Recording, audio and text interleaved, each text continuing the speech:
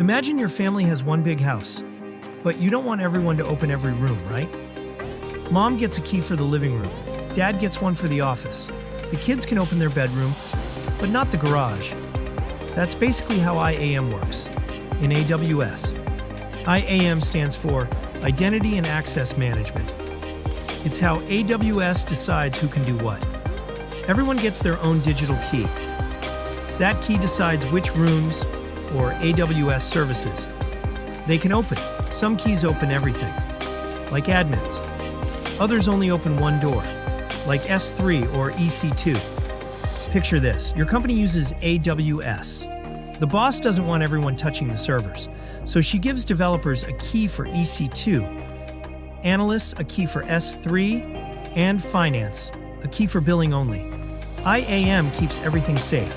No broken doors, no surprise bills, no chaos. So next time you hear IAM, think of a keyring in the cloud, where everyone gets the right key for the right door. Simple, visual, fun.